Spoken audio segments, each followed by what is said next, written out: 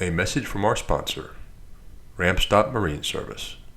RampStop Marine Service is a family-owned and operated boat store located at mile marker 757 on the Ohio River. Since 2005, their mission has been to support and encourage the inland mariner by providing midstream delivery services on the Ohio River from Louisville to Cairo and the Mississippi from Hickman to Cape Girardeau. By operating their own grocery store and supply warehouse tailored to the needs of vessels operating on our inland rivers, they can provide you with what your boats and crews need to keep moving. RampStop has also begun working with launch services and midstream fuelers on the Ohio and Mississippi rivers. So next time you talk with your launch service or midstream fueler, ask if they can provide you with groceries from RampStop Marine Service. Check them out on Facebook, Instagram, and TikTok, or visit www.rampstop.com. I am joined today on Between the Levees by Mr. Tim Shocklee. He is the proprietor of RampStop, our newest sponsor. Mr. Shocklee, thank you very much for joining me today. Thanks for having me. Yes, sir. Well, these episodes begin with where it all began for you. So please, sir, tell me, where were you born? Owensboro, Kentucky, 1970, June 25th, 1970. If anybody wants to send me a birthday card. We'll make sure that happens. Yeah. Did you have any siblings? Absolutely. I've got 4 sisters and a brother. Okay. I'm the oldest. What did your parents do for a living? Well, my mother was a nurse since she retired, and my dad worked at National Southwire Aluminum in Hallsville, Kentucky. What did he do for them? He, well, I guess whatever they asked him to. He worked swing shifts most of my childhood growing up. I often tell people, I know how to get up and go to work because that's all I saw my dad ever do, So now I've heard him describe the jobs, but to act like I knew what they were, I wouldn't. I've heard him say what they were, but he went and got hot and sweaty. Sure. I know that, But well, what was life growing up in Owensboro in the 70s? Well, I didn't grow up in Owensboro. I grew up in a town about 1% the size of Owensboro, probably Livermore, little county of McLean County. I tell people all the time, we moved to Louisville when I was 30. Me and my wife and I moved up there. And that's when I found out I was from the country. I didn't know anything any different. You know what I mean? That's all I'd ever done, lived in a town of 1,700 people, moved to a town of 600 people with my so it was just, to me, it was normal, but it was just really slow, and it was really fun. The summers seem like they last forever, when you're a kid, and, you have a good time. I mean, that's the way it was. I don't know. That's all I knew. And then we moved to New Albany, Indiana. I lived there for about 4 years at the beginning of the 2000s. And, that's when I found out I was from the country. I didn't know how country I was till some of the new friends we had made would just have me come over and talk to people just because they wanted to hear me. All they didn't care what I said. They just wanted me to say something. So I'm like, man, I must be really bad. But you don't sound too bad. You don't sound too bad at all. There you go. I've been working on it for like 20 years. Yeah. Were you drawn to anything in school growing up? No, to be quite honest with you, it's probably a little bit different in the story. I got in a lot of trouble. When I was 16 years old, I've been in jail 3 different times. I was just rebellious and went my own way and thought I was, I had a 16-year itis. I thought I figured it all out and knew what I was doing. And honestly, that was when I was 16, the biggest turning point in my whole life came when I gave my heart to Jesus Christ and got saved. And my life really started then, because up to that point, I had not. I was going down the wrong road, and I wasn't listening to anybody that had anything to say about it. I didn't have any interest. I look back now and I see my kids. We've raised 3 kids. They're, doing great as far as their mom and dad are concerned. I mean. And I look at how they enjoyed their teenage years. I didn't do that, I had but it wasn't for nothing, I got to where I am because of it. But no, I didn't have a lot. Now, once I met the Lord, and shortly thereafter met my wife, Then I quickly realized that we were broke and it was my fault. so then I started that's when my life really changed, worked a few years, jobs, did what I could do or whatever. And then just one day you just realize, man, I got to do something else. We're not making it. I tell my son all the time, if I could have gotten a really good job like my dad had at the aluminum mill, I might have worked there till the day I died. But at my age, me coming up, you couldn't get a job like that. It was, so we traveled out of town a lot. And I was in construction, and my uncle owned an industrial painting company, and that was, we did that kind of work, traveling around sandblasting, painting, stuff like that. So, and, which is fine. I loved it as like I told you before, I'm a little country boy. I mean, I hadn't seen nothing. Of course, we went to Florida on vacation every year when I was a kid, I guess. But to get out and see different places was neat. But once the new wore off of that, I realized my kids were growing up without me. And the really big kicker was when I realized that when I would come back home from being out of town, and I'm sure a lot of towboaters can relate to this, which it was even worse for me because I didn't have the 30 on, 30 off. I had like the 3 weeks out and 4 days at home or something, And you realize, man, you're in the way. Your family's kind of learning how to live without you, And so I was like, man, I got to do something different, So we started our own thing, did that for a while. I really went and started being self-employed. What year was you're away for 3 weeks, back for 4 days? That all that going on, was that was the late 90s. Okay. Early 2000s. Yeah. So we started our own construction thing, and and I say we, me and my wife and I, but it led to the same thing. I was still out of town, Right. And then so, honestly, I just fast forward to 2003, 2004. I believe in divine intervention. Obviously, you can tell by the things I've said already, but there were some really kind of things that, how you have like things happen and like, you're like, man, that never happens. Well, I had 3 of those in a row happen with my construction business.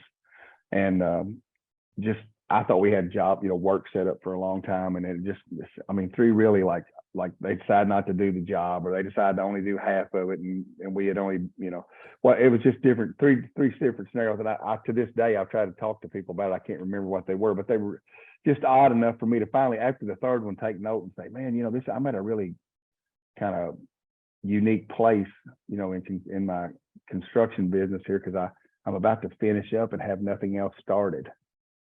So I had an opportunity like to break it off right there, so I made some phone calls, sold some equipment. And I didn't just so you know, and I'm going to start talking about RampStop now. Let me ask some other questions before we jump to that. Okay. Well, did you finish high school? No, You did not. I eventually did through a school called American High School out of Chicago, Illinois. Things were totally different in 1987. We did correspondence, but I finished it after I was married. So I guess the answer to the question is yes, I didn't do it conventionally. Did you do any college? Yes, after we had our first, it was actually my youngest. I have 2 girls, and older than he is. And about that time, I was talking about having that epiphany about, man, we're broke and it's my fault, and which is the way young guys think, I guess. At least young guys, at least this young guy. I wanted to do something to, and I saw maybe there was a future in if I get at least a 2-year degree. So I tried that for a while. I was working full time. We were very heavily involved in our church, and we're trying to raise 2 toddlers, and I didn't make it. I made it like, I don't know, I probably got enough credit hours to be a freshman, and I said I'm gonna have to do something else. It's not working. So yeah, but I gave it a shot. I was, I wasn't against that. My life didn't go that way, Well, so you kind of find yourself in religion at 16 years old. Where do you end up meeting your wife? At church. Okay. Yep. Yep. Met her at the same church where I gave my heart to the Lord, and we got married in 11 months later. Okay. Which I mean, we're both from this little county. It's not like we didn't know each other, But anyway, so I say met her. It's not like a lot of people at college. I met my wife in college. We came from 2 different states and ended up on this campus. It wasn't that, but yeah, it was. No, I got married when I was 17. So I'm 52 years old. We celebrate our 35th anniversary this year. Congratulations. So thank you, appreciate it. How long until you had your first child? Oh, now you're getting personal. I was 18. Okay. Yeah, I mean, I was a kid, a punk, doing everything I was big enough to do. Within a matter of 3 years, I was a married man with a family. Yeah, a lot of stuff happened in that last half of the 1980s for me. Sounds like quite the change. So what were you doing for work until you started your own construction business? Okay. Well, I first went to work for my uncle. I told you he had the construction thing going on. And when I say construction, I really mean steel structural, painting steel structures, tanks and angle, but in an industrial type, not even a commercial. A commercial setting to me would be more of a, new construction of like shopping centers and that sort of thing. We were doing like, repaints of water tanks or going into wastewater treatment plants and just reworking everything, that kind of thing. When my daughter was getting ready to be born, the company that I was working for at the time had a job, just so happened in the same little town that I lived in, because there was a Bungie corporation there and they had 2 big grain bins. They were sandblasting and painting them. So basically I went over there to work while I was waiting on my daughter to be born, when it was coming, because she was like 9 days past, and I never left. The guy that was superintendent of the place came over one day and asked me if I'd like to come to work there. And I was like, you better believe it, because I just got a brand new little baby girl born. And, my priorities changed like that, Right. So that's how I ended up. And I ended up there at Bungie Corporation in Livermore, Kentucky for like 8 years, just elevator operator, working, learning how to be an adult. I look back now and I see that, you know what I mean? I didn't know it then. I just trying to make a good living, trying to make a living for my family. I had a 9-to-5 job or 8-to-4 or whatever. Yeah, I worked there for almost 8 years. And then, was that elevator on the river? Oh yeah. It's on the Green River. The Green River flows into the Ohio River right at Evansville, Indiana, Henderson area. And we're about, the town I was on was about mile marker 71, somewhere in that range. I live at mile marker 62 on the same river right now. But okay. But that was, it's a Purdue now. Now Purdue came and bought Bungie, I don't know, 20 something years ago. And now they do chicken feed and stuff. But yeah, the elevator was on the river. So that was my first, they used to come in, the Crounce boats used to come up down the Green River, and every so often they would, we'd be out there loading barges, and we didn't load directly on the river. The Green's too small. On the Ohio River, Mississippi River, when they load out, they just, dredge it out real close and to the bank and go for it. But on the Green, it was so small, we had what's called a slip that was dredged out and dug out. But it would always backfill in the winter, so they used to come in. We would get a barge like half loaded, and when you get one half loaded, it's actually drafting a whole lot deeper than would be allowable by the Coast Guard or whoever makes those decisions, the Army Corps, whoever makes that decision at the time. And but because when you get to the other side, you're going to bring it back up. You're trying to be the most efficient. You're trying to load it through one time.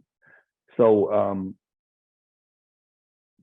they would a Crounce boat came and pulled it out and pulled the barge out in the river and flipped it around and faced it up, and instead of dredging, it's like a very temporary fix, but it was something where you could get a few barges loaded, like say in the middle of June or something. Then they would take that deep end and just shove it up in that slip, just over and over. And we got to get on the boat that day, like when we were out there. And that was the first time I'd ever been on a towboat. That was probably 1988 or something, And of course you get on the boat and they're like, "Hey, you want some of this to eat?" Some things never change. It's still that way. Yes, sir. Well, that was your introduction to the river industry? Absolutely. With that, in loading barges, we loaded barges, that's just what we did. Especially we loaded a lot of rail cars at that time too. But that was my first time ever being on a towboat. Getting that job was my introduction to the river.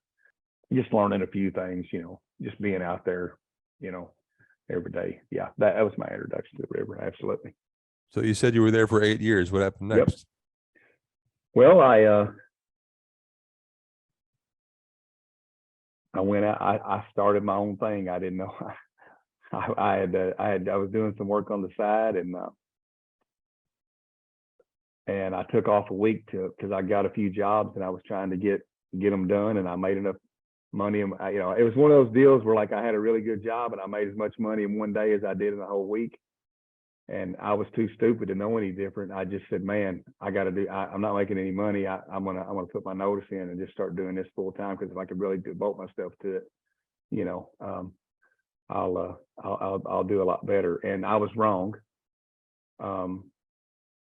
Well, I was right. I was just wrong about how I thought it was going to go. Let's put it that way. I don't regret ever doing that, but it was school of hard knocks, and you get out there and you're like, yeah, man, it's one thing to get a couple of jobs, and and you don't have no time to do them because you're employed somewhere else, but all of a sudden you're out knocking and looking for work, whenever you've got nothing else to do, so so when the fall came, I went back to Bungie just temporarily, but they always needed help, and I didn't leave.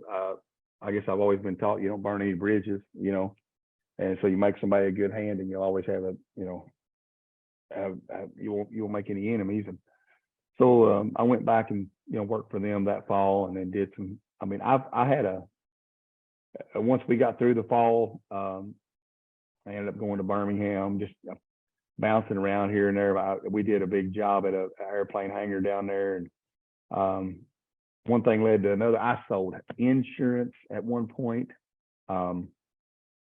It was either take a very minimally paying job or get out and take a risk.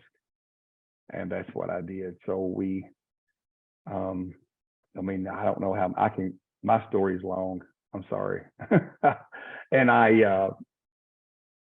ultimately I ended up going back because my uncle, he's always a salesperson, and he knows how to get me to do what he wants me to get him to do. But he would come through. He'd be like, "Hey man, he quit doing his own thing and went to work for like one of the major painting contractors in the United States." And he's like, "Man, I need you to come to work.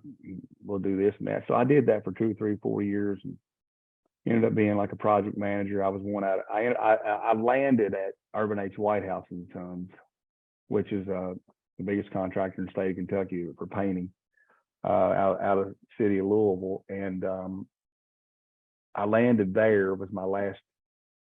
That's where that kind of whole road took me, of in and out of the paint business and learning how to bid jobs and that sort of thing. And I landed there. And while I was there, I ended up, they had a little trouble. One thing led to another. I can never get the entrepreneur out of me is one thing. I've always had this bug in me, and I can't, I go around and I bid these jobs, and I would be like, "Man, we'll never get this job," because I knew because there's so many different levels of construction, just like there are so many different levels of these towboats. You see the thing repeat. You see a principle repeat in business after a certain amount of time.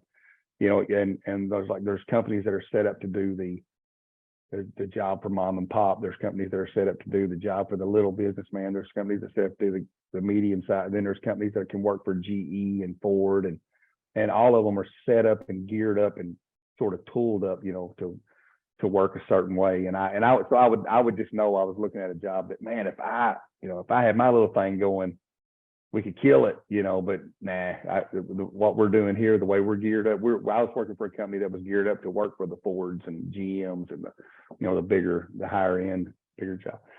That eventually led to me starting my own business that way. And I've been self-employed ever since then. And was your construction business painting? Yes.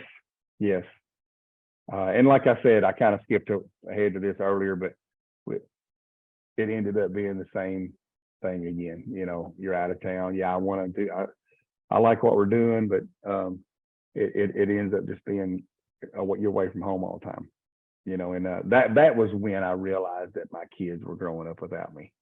I'm 31 years old. I got one. I literally have one, like two in middle school and one in grade school. And I'm coming home and they're like, "Oh, your dad's home. I can't sleep with mom tonight." And I'm like, you know what I mean? Like, 'cause they would like trade out and take turns, sleeping with their mother when I was gone. And so anyway, what happened? We moved back to our little county because I had been self-employed for like 2 years, and pretty much I could, I wasn't working at home there or no matter where. Even though I was in Louisville, I was still working out of town. So, and that's when it sort of led to what I told you earlier. We ended up kind of hitting that crossroad where we're at this really unique spot right now where we're about to wrap up all our work and we don't have anything else started, and my uncle, who was retired and looking for something to do in his retirement, said, "Man," he came to me about, my uncle started RampStop, not me. And 6 months later, he asked me to come in partners with him. And we thought it was going to be a family affair. Well, one thing I see repeating in life, Tim, is that it's probably not going to go the way you think it's going to go. You have this idea, you have this thing, but that don't mean it's not going to go. So don't, and when you're early on, if you're doing something, you might get discouraged by, "Oh man, I had step A, B, C, D, and E, and I'm just on step B, and already this thing ain't going." You have your best idea, your best plan, and then then just hang on for the ride. But if you keep showing up and making connections and talking to people and doing being who you say you are and doing what you say you'll do, and the opportunities will abound, especially in this day and age. I've never seen anything like it is now. But he came to me, he asked me to do that. We thought it was going to be a family affair, and it was for a year or so. And he wanted to be retired. We were getting busier and busier and busier. He wanted to be retired. I wanted to build a business. There was a couple of other family members that were in there with us, and one of them kind of wanted to be retired, and the other one of them just kind of wanted to hunt. I don't know who else is going to listen to this. I don't mean any derogatory things towards it. Everybody got what they wanted in the end. My wife and I bought RampStop, I think. Well, first of all, it was me and my dad retired and wanted to come in with us. So anyway, so me and him bought my uncle and my cousin out, and then eventually my dad wanted to be retired. And I say it was around 2008. My wife and I became the only owners of RampStop. Well, tell me the story of RampStop from your uncle's inception of it to what it's become now. I know Zach told me the hardware store is no longer. So I guess where did it start? How did it get to where it is? Well, it started with people talking. A cook on a boat knew my uncle and said, "Man, I wish there was a store up here." My uncle's about ready to retire. And he's like, "Man, I think that sounds like something I could do in retirement," which everybody would probably think if they don't know what they're talking about. And he didn't know what he was talking about. And that's what got it started. He went and bought, the name RampStop came literally from ignorance. And it came out of him and my cousin, Robbie Hinton, and Daryl Hinton. Daryl's my uncle, Robbie's my cousin. They came up with the name because they thought, hey, we're going to go to boat ramps and they're going to stop and pick up the groceries. And that ain't how it goes. So that's where the name RampStop came from. And, after working through all that, praise God, I'm so grateful. We had all this, Tim, we had all this family involved, and nobody got mad at each other. Nobody it's not like one of them deals where, but we all were able to come together. And when the time came, we were all able to go, you know what, you're right. I'd rather do this. I'd rather do that. And we all still, I can still go to Thanksgiving and Christmas, no problem. So I'm really grateful for that. That's the thing that I fretted over in the beginning. I'm like, wow, something we thought was going to be so great and such a family. We talked about how our grandfather would be so proud of all of us working together and starting this new thing. And then for it to turn into a train wreck was just like the worst case scenario, and it didn't do that. So basically they bought a couple of trailers. They made a deal with the local grocery store. They started talking to boats, trying to get their name out there. And a few people, and we were doing like $25,000 to $30,000 worth of sales a month whenever they asked me to come on in August. They started in February of 2005, and I came into the business in August of 2005. Over the years, man, we just learned a lot of stuff. As soon as I came into the business, it's really complicated. It sounds convoluted, but my brother and I actually bought into the business, and then my dad bought my brother out. It's just a big. But when we came into the business is when we started our first store. We decided to. I think it was my uncle, myself went and met with a guy from one of the grocery wholesalers that did deliveries in our area. And we set up started an account, rented a building, started getting stores. And that was August of 2005. So almost immediately, some people do this for 30 years and never have a store. We saw the need to have a store, at least for what our vision was of what this could be, from the get-go. I mean, you got to control it from point A to point B. Your customer doesn't care to hear you give them excuses why the people that own the grocery store don't know how to pull a grocery order. You know what I mean? That's not going to fly. So our thing has been to take I say control. I'm not really a control freak, but if I'm going to take ownership of it, I want to take from the beginning to the end, and I'm going to try to control everything, so from the beginning to the end to make sure that from the point of taking the order all the way through, we're very thorough. This isn't I'm going to run something across town to somebody. Oh, I forgot something. I'll run back and get it. No, it's not like that. You got a towboat moving 12 miles an hour down the river when there's a bunch of drift. You want to do this one time. Matter of fact, you don't even want to do it once, but you have to. You're trying. So you don't want. So a lot of times, it might seem to people like, well, we don't do we have a very menial job or whatever. Well, if you look at it like that, I guess you would, and you probably wouldn't be in business as long as we have been. That's the way we like to think that we by focusing on the little bitty tiny details, then we keep our problems in those little bitty tiny details. But it's always, oh man, we didn't get them. We accidentally bought them the Swisher Sweets that didn't have the plastic tip. Oh, that's a tiny, it's a big deal for that guy. Don't get me wrong. He wanted the wood ones for whatever reason, but you know what I mean?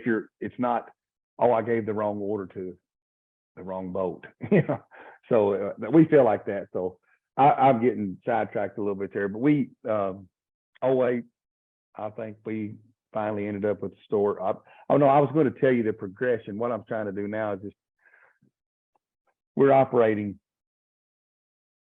in Livermore, Kentucky, which is almost an hour drive from Evansville, Indiana. We have a 30-foot pontoon boat. Yes, we did it with a pontoon boat for a long time. We destroyed a 30-foot pontoon boat in about 5 years. I mean, it looked like somebody went up down the sides with a 10-pound sledgehammer time we got done with it. But, we found out, some part of learning sometimes is you find out what to do, and sometimes you find out what not to do.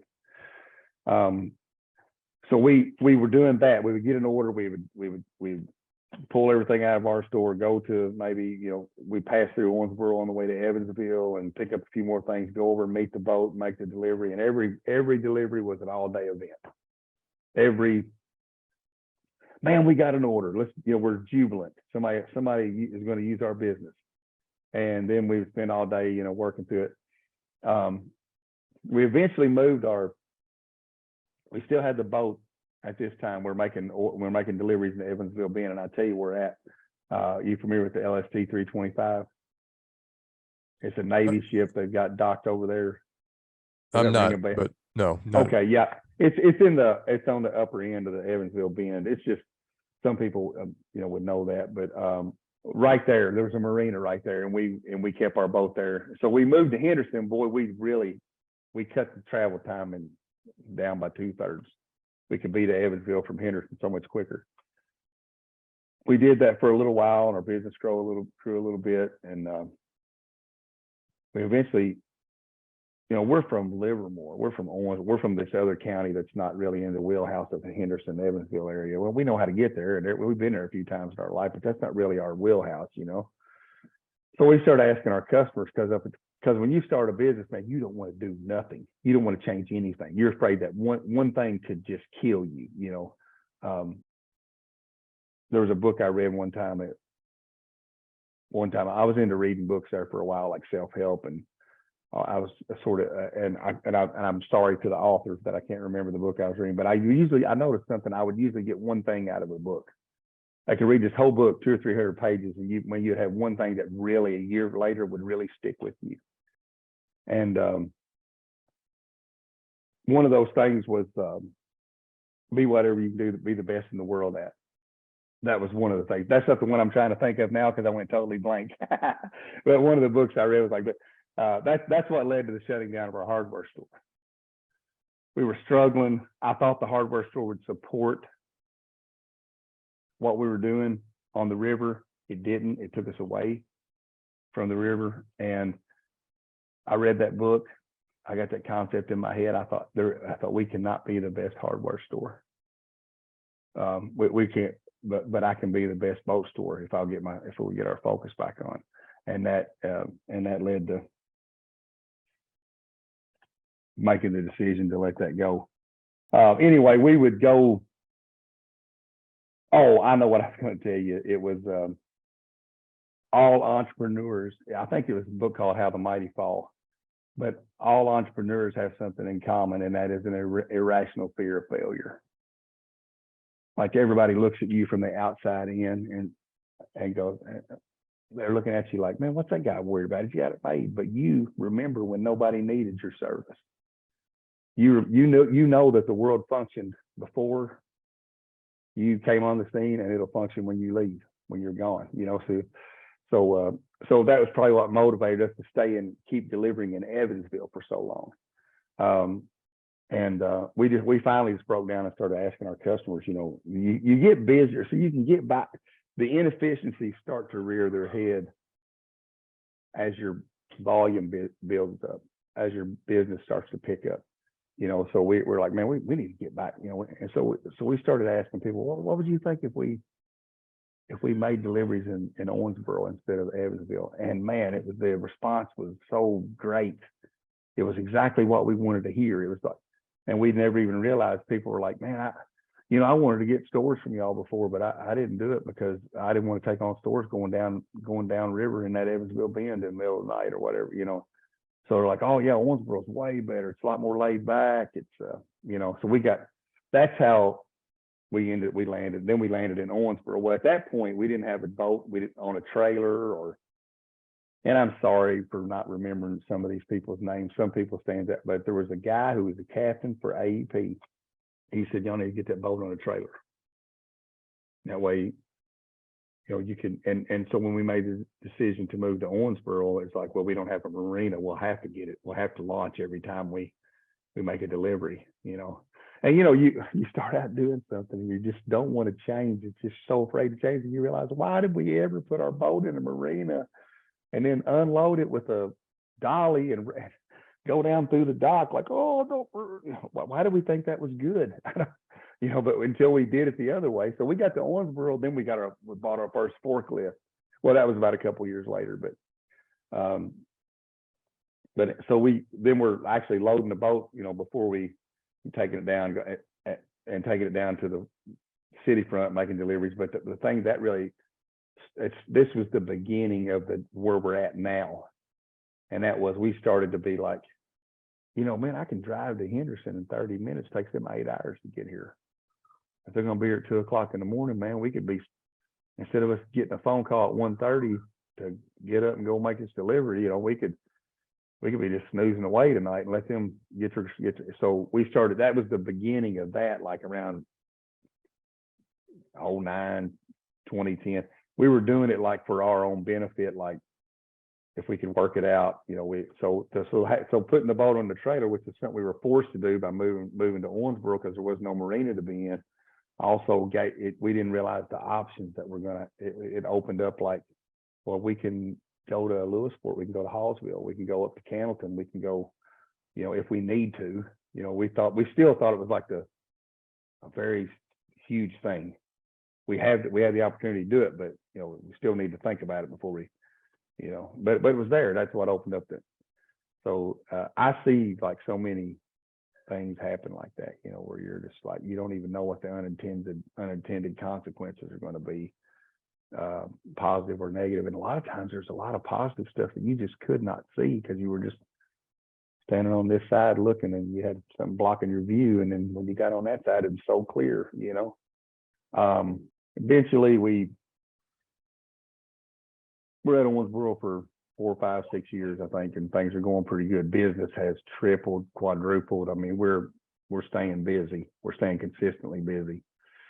And but it was getting to the point where also this is about the time where it's not just groceries anymore.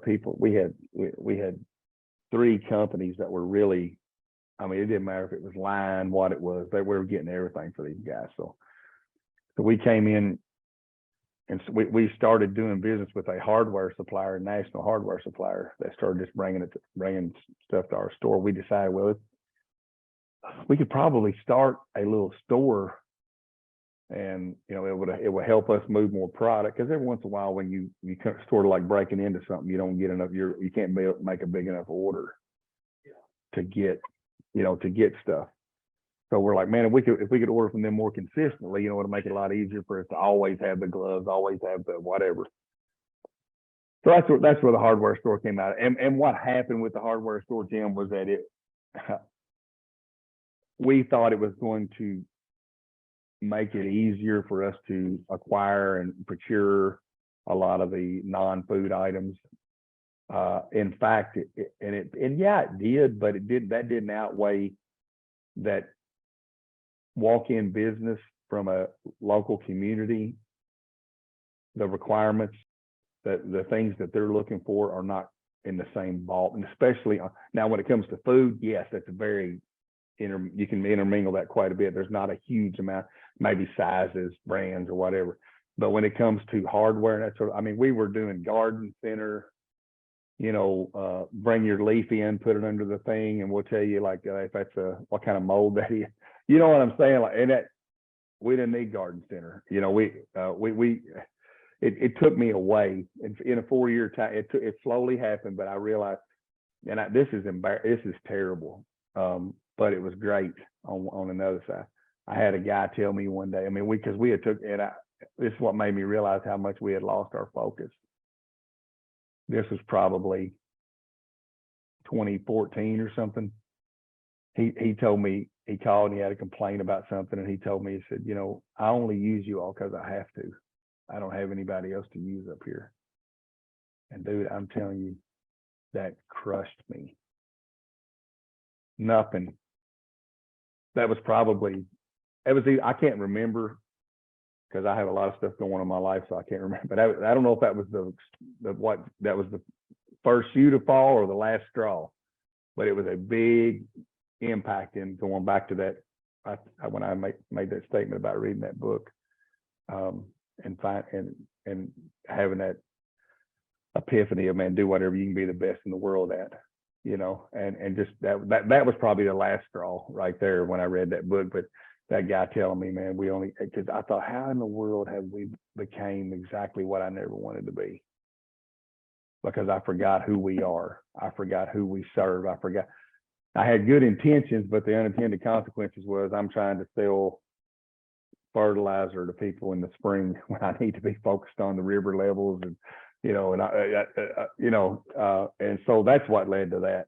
I don't know if Zach told you or not, we just bought a grocery store. We'll be taking possession of it May the 1st.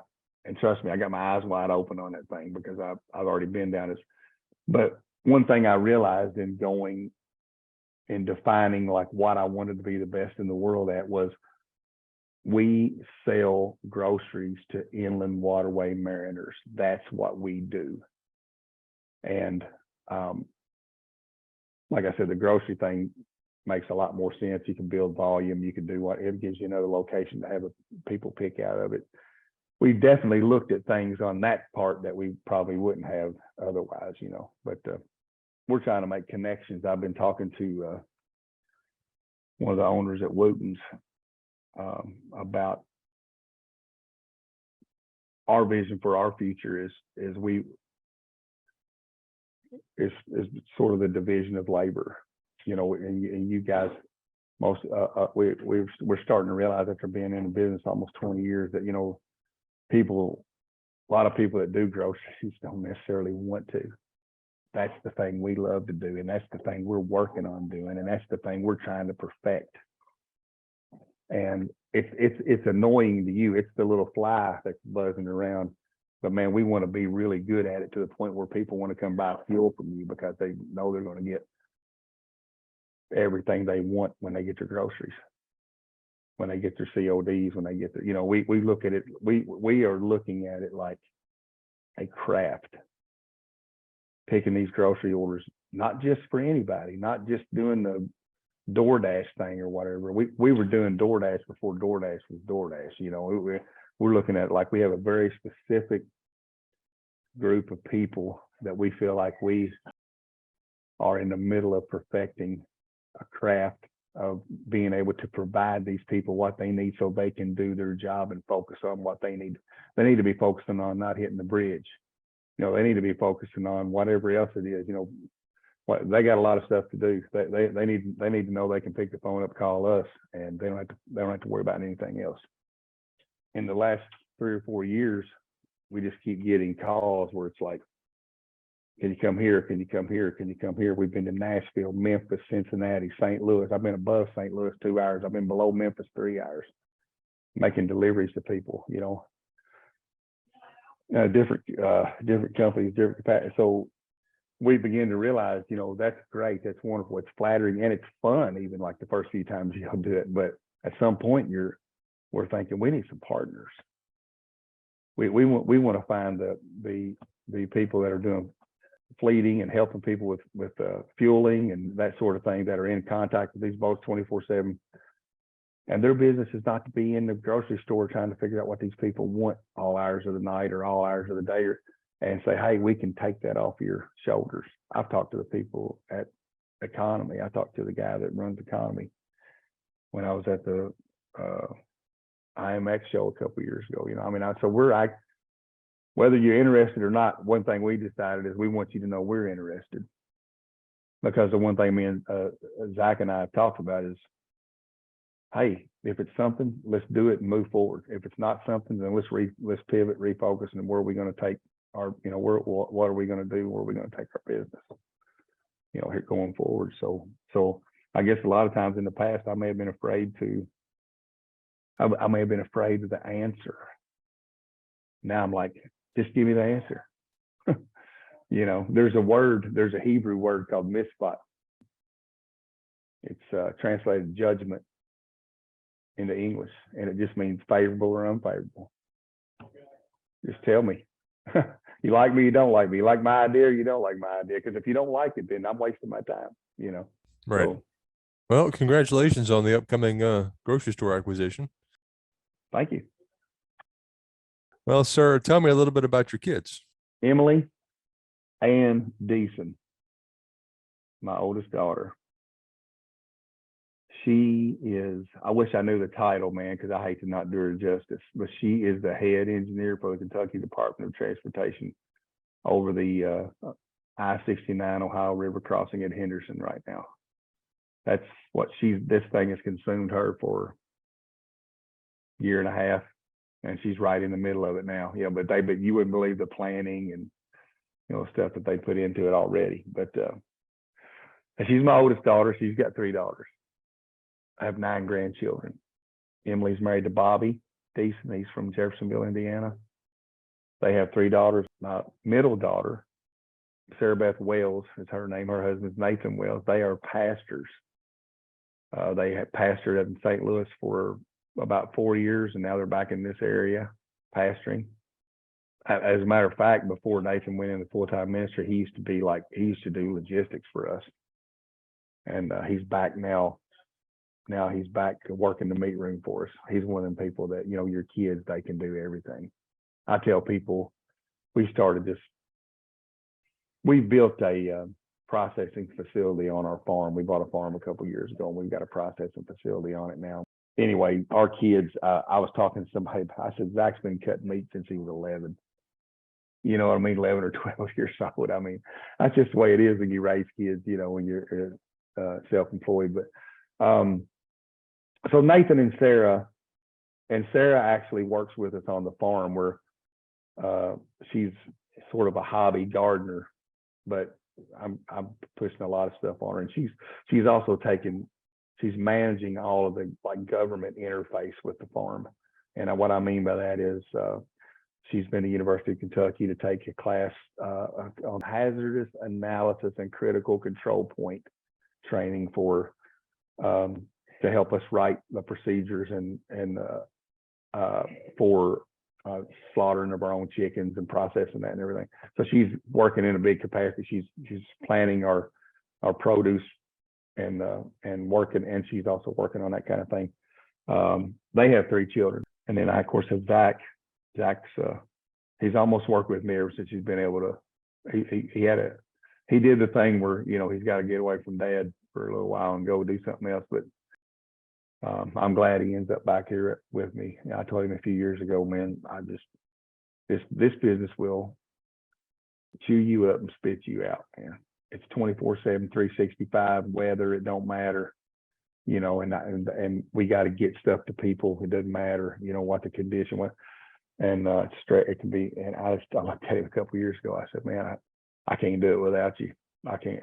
I'm not going to. I'll scale it back. I'll make it real doable for me. That's not a good business model, because a business model focused on what works for me is not going to be a good business model, because our business model has always been, you know, focused on what the customer needs, and our business has grown. But Zach's married to Brandy. They got 3 little boys. My whole family, well, Bobby and Emily, my oldest, they're not directly involved. They've helped, you know, in the business and that sort of thing from time to time. But with this acquisition of the store, Bobby, he's a school teacher and he's off in the summer, and he's like, I want to come make pizzas.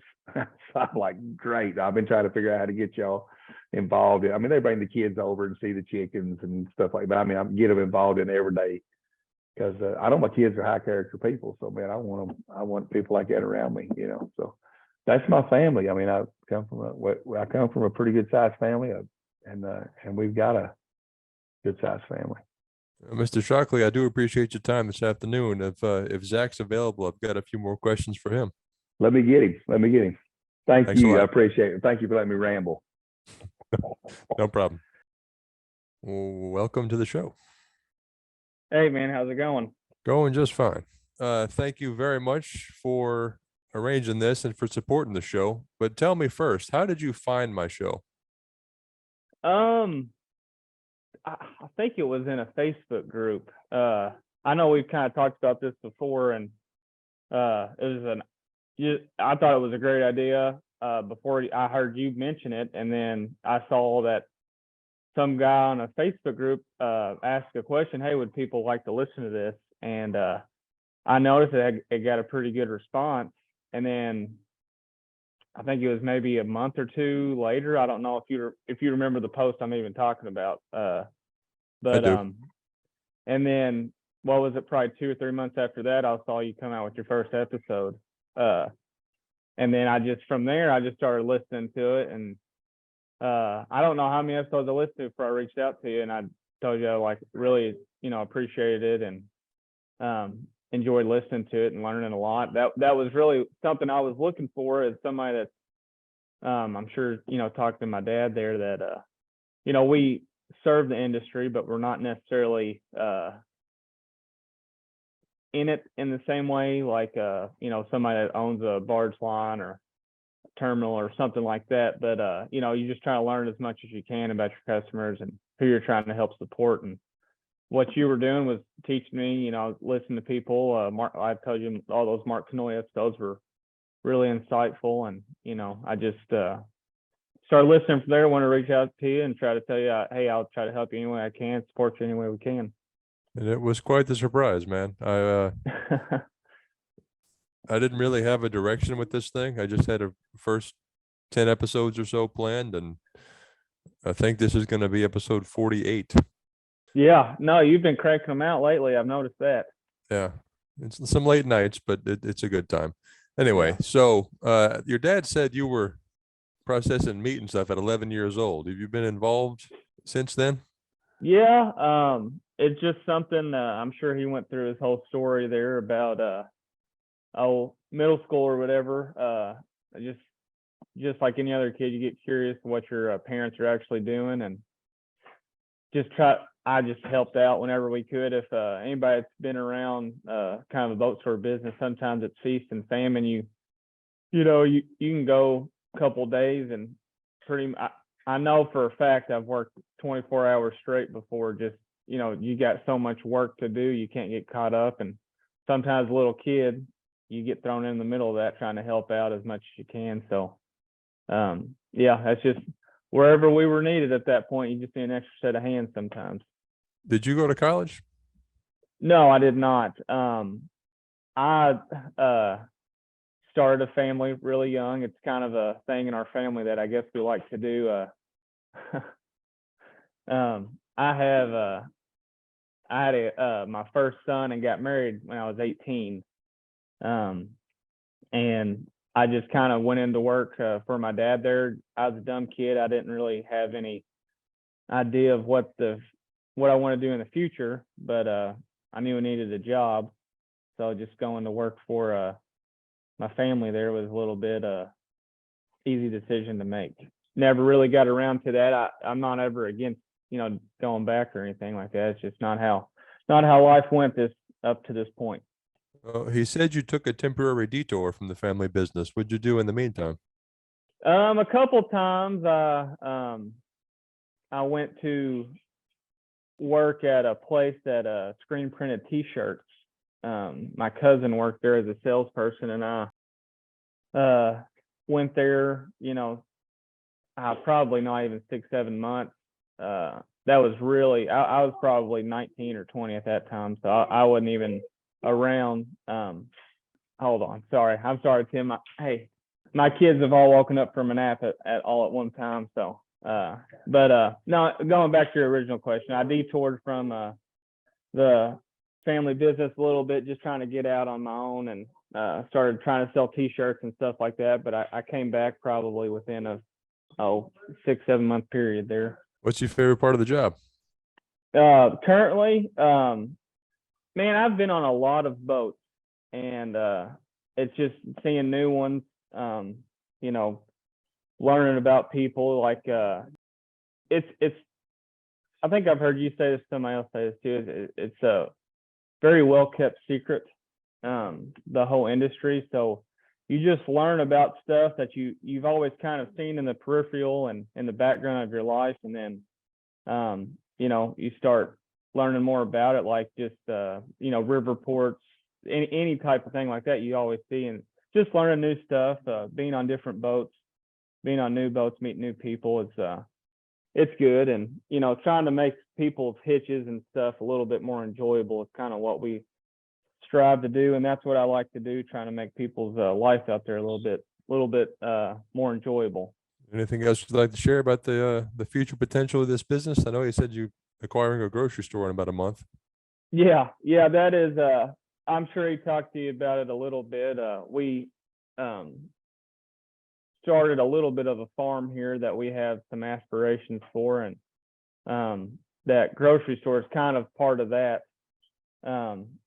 And we think also it's going to help our boat store a little bit there. And we have some stuff in the future that we hope to expand and stuff, but we're taking it slow, man. We're workers, and anytime we have free time, we're trying to add something new to our lives. So we're just taking a little bit at a time, and just having fun doing it. And with 3 kids and what, 6 nieces and nephews, whatever that total was, Yeah. y'all say plenty busy. But look, man, I appreciate your time, and I really, really do appreciate the support. I'm glad this podcast is as well received as it has been. Yes, sir. Yes, sir. Thank you, Tim. Appreciate you.